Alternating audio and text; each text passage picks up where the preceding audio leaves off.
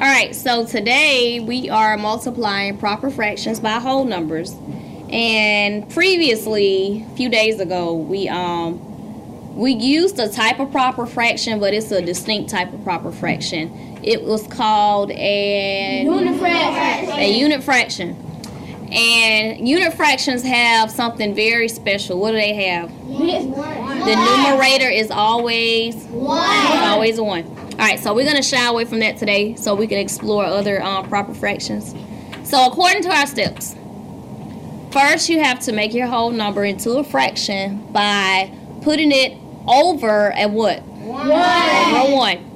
And then step 2 says multiply the numerator by the numerator and the denominator by the denominator. If your answer, after you're done multiplying, is an improper fraction, then you have to change it to something, and that something is called a mixed number. Good. It's called a mixed number. So let's give it a try with our second example. You have 3/4 times 5. So I need to make this so that 5, the whole number 5, looks like a fraction as well. So based on your memory and what we've already done, what can I do to rewrite this problem so that 5 looks like a fraction? Tell me what I should write first. 3/4 times 5 over 1. 5 over 1. Not 1/5. 1/5 changes the value of that 5. 1/5 and 5 are two totally different things. 1/5 is a fraction, and 5 is a what type of number? What is 5? What type of number is the number 5? A whole number. A whole number. All right, so that's not the same thing. That's why you have to put 5 on over 1, because essentially 5 divided by 1 is still 5, and we're not changing the value of that 5. If we put the 1 on top, we completely change the value of that 5. It's no longer 5, it's 1/5. We don't want 1/5, we still want 5. We just have to put it over 1 so that we can continue our steps. All right, numerator times numerator. What is 3 times 5? 15. Very good, Zachary. And what is 4 times 1? 4. Wait for me, please. All right, so right now we have 15/4. Is this an improper fraction? Yes, it is, because our numerator is larger than our denominator, and we need to change this to a mixed number. So one of the strategies that I've shown you is to basically take out the unit fraction, the number of times that your improper fraction is telling you. What is the unit fraction? 1/4. Thank you to those that are participating. It is 1/4.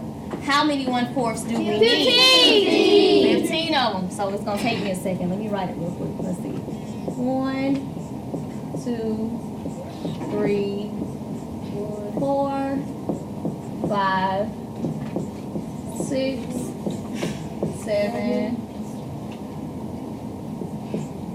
8, 9, 10, 11, 12, 13, 14, run out of room, 15. Maybe we'll have enough room at the end. What am I missing between all of these? Pluses. Plus sign. A plus sign. So let me make sure I'm consistent, and I put one between all of my fractions, my unit fractions. Why do I have 15 of these again? My numerator is 15. I'm trying to show 15/4. So, are we sure this is 15? 1, 2, 3, 4, 5, 6, 7, 8, 9, 10, 11, 12, 13, 14. All right.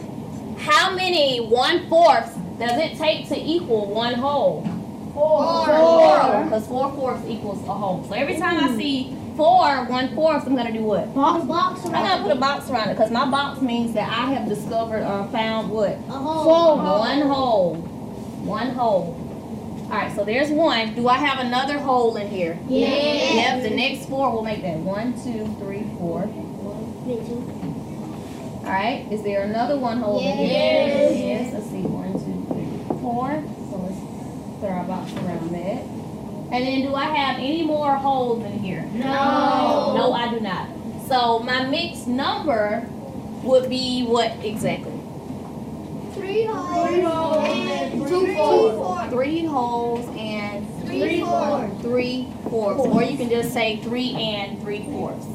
Alright. And that is how it is done. Yes, there is a shorter way, version, shortcut, whatever you want to call it, to get this same test done, and we'll talk about those. But I just want to make sure that you had the first way. So